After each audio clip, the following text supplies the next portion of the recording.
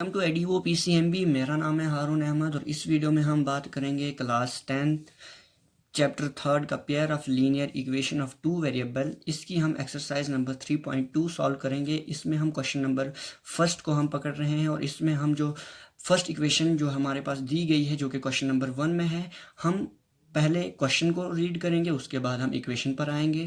Question जो हमारे पास कहता है कि solve the following pair of linear equation by substitution method. कह रहा है कि हम आपको कुछ पेयर ऑफ लीनियर इक्वेशन दे रहे हैं जिसको आप सब्स्टिट्यूशन मेथड के तहत सॉल्व करोगे। तो आइए बात करते हैं इसमें हम कैसे सॉल्व करेंगे। हमारे पास जो इक्वेशन दी गई वो है हमारे पास x plus y equal to 14। दूसरी इक्वेशन है हमारे पास x minus y equal to 4।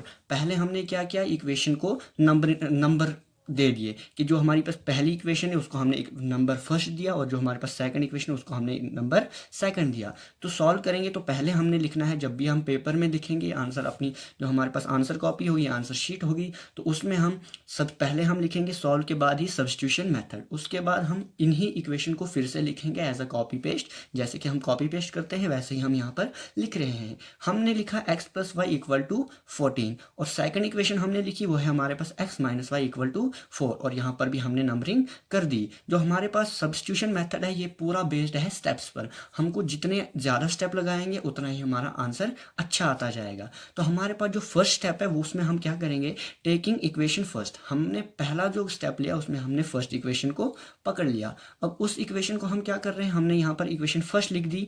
तो इसमें हमने क्या किया कि x plus y equal to 14 आया था हमारे पास, जो कि इक्वेशन फर्स्ट है। इसको हमने पहले x इक्वल टू 14 अपनी ही जगह पे रहा और यहाँ पर जो ये पॉजिटिव y था हमने इसको उस साइड लिया तो ये नेगेटिव का y हो गया। आप जानते ही होंगे जब हम इक्वल टू के आर पार हम वेरिएबल कांस्टेंट को डायरेक्टली चेंज करें, मतलब वो मल्टीपल में किसी के नहीं होना चाहिए, तो उसका साइन चेंज हो जाता है। ये हमारे पास निकली है x की वैल्यू। इसको हम यहाँ पर कहेंगे थर्ड इक्वेशन, बट ये सिर्फ एक इमेजिनरी वैल्यू है। इसके बाद हम क्या करेंगे कि इस वैल्यू को, ये x की वैल्यू है तो इसको हम सेकंड इक्वेशन में पुट कर रहे हैं। हम लिखेंगे पुट द वैल्यू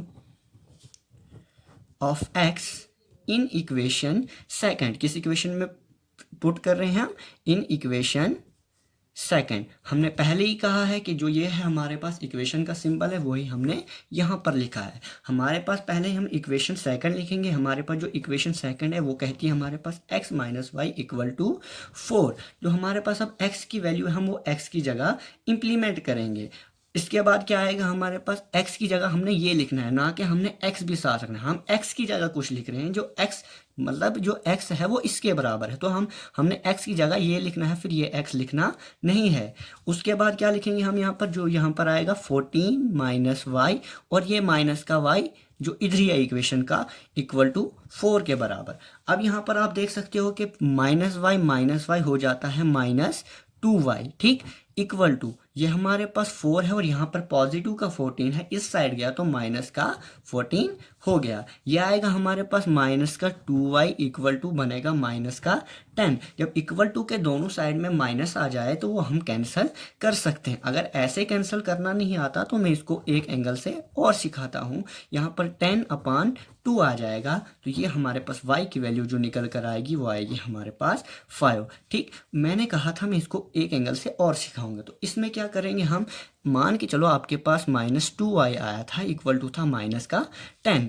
आप ऐसे लिखो, माइनस को पहले ऐसे नहीं लिखो, y इक्वल टू -10 इसको इधर लो -2। ऐसे भी आप कट कर दोगे आपके पास वही आएगा। आपने ये नहीं लिखना, ये रफ वर्क है, ठीक। उसके बाद हमारे पास जो y की वैल्यू आई वो आई हमारे पास 5, ठीक। इसके बाद हम क्या करेंगे, हम लिखेंगे इस वैल्यू को हम इसमें पुट करेंगे, हमारे पास इजली जो है वो आंसर आ जाएगा। हम लिखेंगे put the value of y इन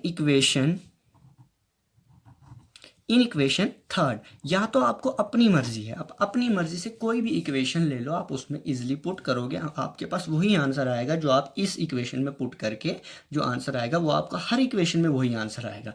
आपकी अपनी मर्जी, आप इस इक्वेशन में करना चाहो कर सकते हो, इन इक्वेशन में करना चाहो तो कर सकते हो, इसमें कोई कंपलसरी नहीं है कि आपको यही इक्वेशन लेनी है। हमने ली यहाँ पर इक्वेशन थर्ड, तो हम लिखेंगे पहले इक्वेशन थर्ड हमारे पास क्या है, x equal to 14 minus Y.